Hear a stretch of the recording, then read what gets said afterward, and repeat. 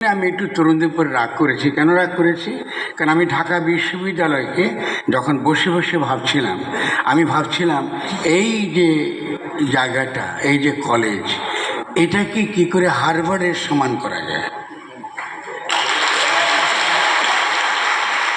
এই কলেজকে কি করে ইয়েলের সমান করা যায়, ইয়েল বড় বিশ্ববিদ্যালয়, বা অক্সফোর্ড বা ক্যামব্রিজ। আপনারা চান না ওটা? আমি শুনতে পাই না, জোরে বলেন।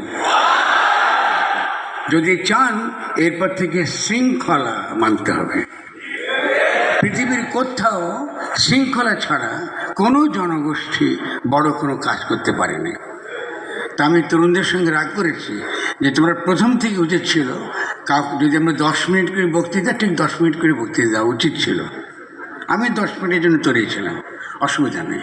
তাহলে আমাদের মধ্যে শৃঙ্খলা বোধ নেই। যদি আমরা শৃঙ্খলা শিখতে না পারি, আমরা কিন্তু বড় কাজ কিচ্ছু করতে পারবো না। শৃঙ্খলা অর্থটা কি? শৃঙ্খলা ওই যে আমরা কি বললাম, আজকে আমাদের আজকে কি অভ্যুত্থান পরবর্তী কেমন বাংলাদেশ চাই, কেমন বাংলাদেশ চাই, এটা নির্ভর করবে আমি কেমন। আমরা যখন গণ অভ্যুত্থান করেছিলাম তখন কিন্তু আমাদেরকে পরিকল্পনা করতে হয়েছে, যোগাযোগ করতে হয়েছে, ভাবতে হয়েছে, ফোকাস থাকতে হয়েছে, সুনির্দিষ্টভাবে আমাদের কী করতে হয়েছে, আমাদের দৃষ্টি নিবদ্ধ রাখতে হয়েছে। এর মানেটা কি? যে শত্রুর প্রতি আমাদের সকলের চোখ একত্র নিবদ্ধ থাকতে হয়েছে, ফলে আমরা জয়ী হয়েছি। আজকে শেখ হাসিনা পালাতে বাধ্য হয়েছে, ঠিক না? তাহলে আগামী দিনে আমরা কি করব? এই যে প্রশ্নটা তুললাম আমি, কেমন বাংলাদেশ চাই, এটা নির্ভর করবে আপনি কেমন। খুব পরিষ্কার, যেমন প্রজা তেমনি কিন্তু রাজা।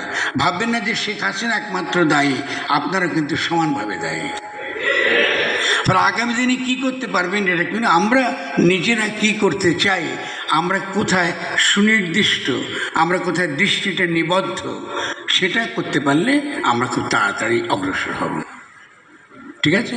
আচ্ছা, এবার আমরা কিছু প্রশ্ন আমি কিছু বিষয় বলে দ্রুত শেষ করার চেষ্টা করব। এই যে নিবদ্ধ হওয়ার কথাটা যখন বলছি, খেয়াল করেন, এই নিবদ্ধ রাখার প্রথম পথ হচ্ছে এই যে গণ অভ্যুত্থানটা ঘটে গেল, এটা কি বিজয় হয়েছে না হয় নাই? বলেন, আমরা কি জয়ী হয়েছি? জোরে বলেন। এই কেউ কেউ বলতেছে হয়েছে, কেউ কেউ বলতেছে হ্যাঁ, না না, আমরা জয়ী হই নাই, আমরা ব্যর্থ হয়েছি। ব্যর্থ হওয়ার কারণটা কি? কারণ আমরা এখনো মব কোনো একটা ঘটনা করলে আমরা ঝাঁপাই পড়ি আবেগের দ্বারা কখনো কোনো বড় কাজ করা যায় না।